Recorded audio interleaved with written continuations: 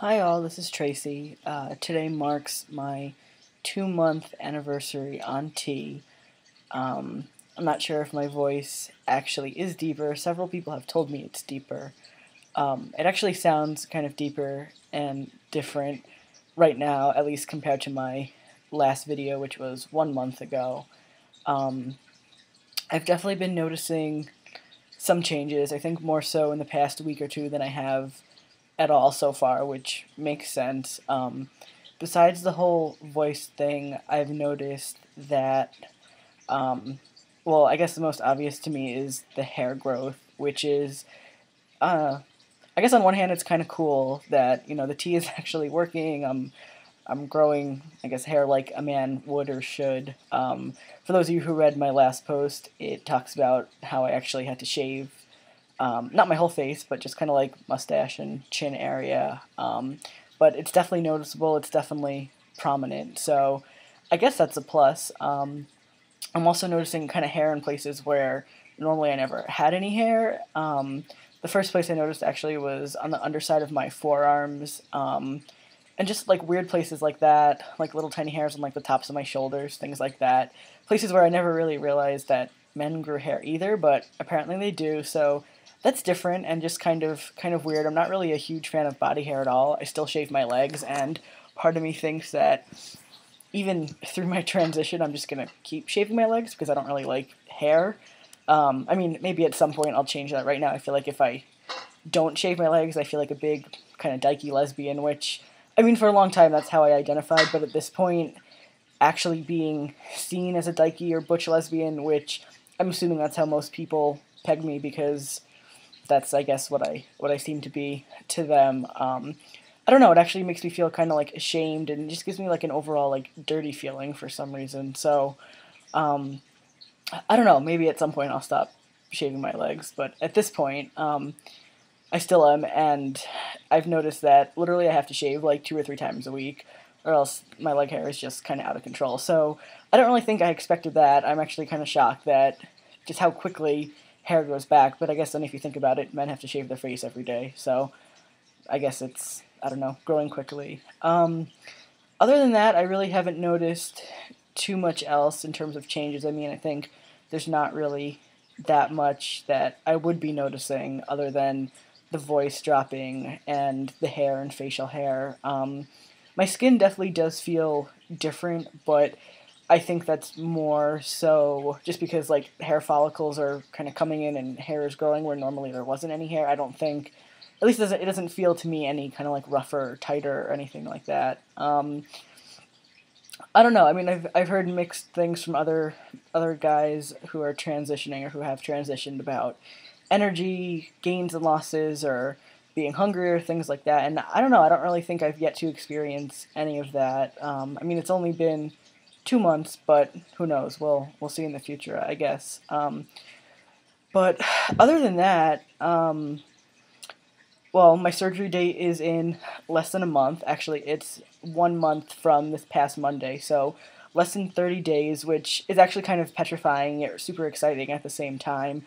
Um, the bill came, I paid for it all, and, well, I mean, paid for it with on loans and whatnot from my parents, but the surgery is paid for. I have my pre-op appointment scheduled, which, since I'm a local patient for the surgeon, I'm actually doing my pre-op the morning of my surgery, since the surgery is around noon or so.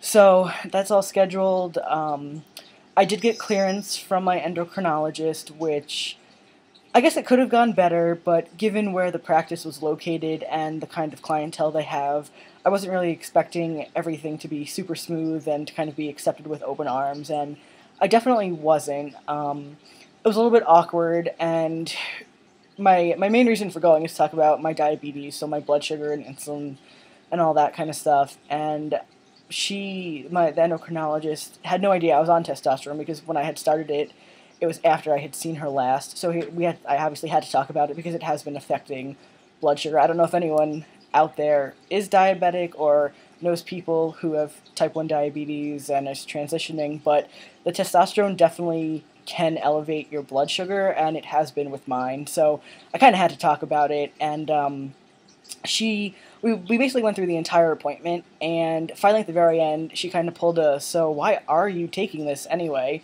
So I basically just looked at her and said for gender reassignment, and she gave me kind of one of those like, oh, looks, like you're going to go through with that. So I explained to her that yes, I definitely was, and that in fact I needed clearance from her because the surgeon wanted basically just information as to what to do with my insulin and other medications while I was out for 3 or 3.5 hours, then for the 24 hours afterwards where I would be in their surgery center. And I don't know, she somewhat grudgingly gave the okay and instructions, but I could tell that she was feeling uncomfortable, which then in turn made me feel really uncomfortable. But when it all comes down to is I walked out of there with the piece of paper that said I'm good, so that was a big relief. However, the one minor hiccup was that she required me to get cardiology clearance, and that's actually why I've waited so long to make a post about how that appointment went, because her requiring me to get cardiology clearance really just irritated me, and it really stressed me out.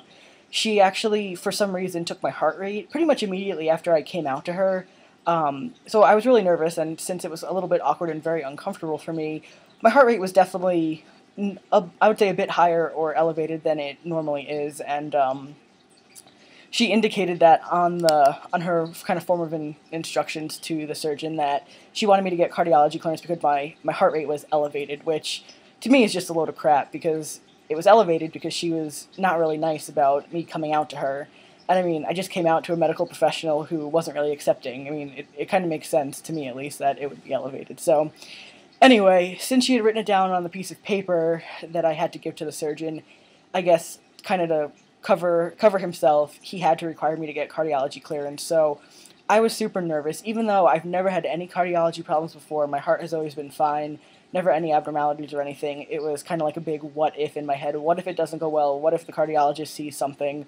What if, what if, what if? So luckily, I was actually able to get an appointment with my cardiologist probably within 48 to 72 hours of the endo appointment. And I had an EKG done, and thankfully everything turned out fine. But those few days, I was just a nervous wreck because I had told the surgeon that I was able to get an appointment within a few days, and his assistant actually told me that if it would take me weeks to be seen, we'd have to reschedule my entire surgery.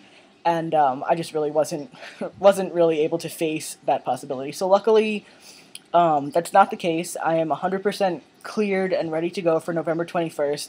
The only minor thing that I guess stands in my way right now is I was told that I need to get a mammogram, which I wasn't told before. I don't anticipate that anything negative from that at all. I've never had any, I guess, breast cancer type issues or anything. It doesn't run in my family, so I think I'll be good with that. But apparently, and this was unknown to me, the surgeon does not remove 100% of the breast tissue. He actually leaves some of that on my body for contouring purposes, because I'm not actually getting a 100% flat chest as if I was getting, say, a double mastectomy if I did have breast cancer. He's going to leave some so that way I do have a more male-looking and male-defined chest, which is totally cool with me. I just had no idea that he actually left some of the tissue on there, so he basically needs to make sure that none of it is cancerous. So I have that scheduled for probably a week and a half from now, and once I get clearance from that, then I'm literally 110% ready to go. So it'll be crazy that this time in a month I'll actually be post-op. So I don't know. We'll see how that goes. I'm sure I'll post a last video before the surgery.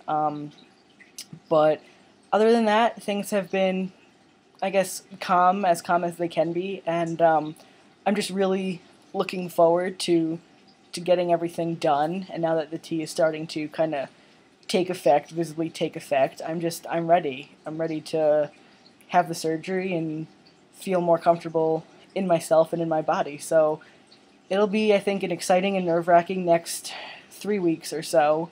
Now that it's set in, but it's setting in more and more every day and every week. And the closer we get to November and Thanksgiving time, the more excited and the more nervous I am. So I'll be sure to keep everybody posted. And as always, thanks for watching and reading.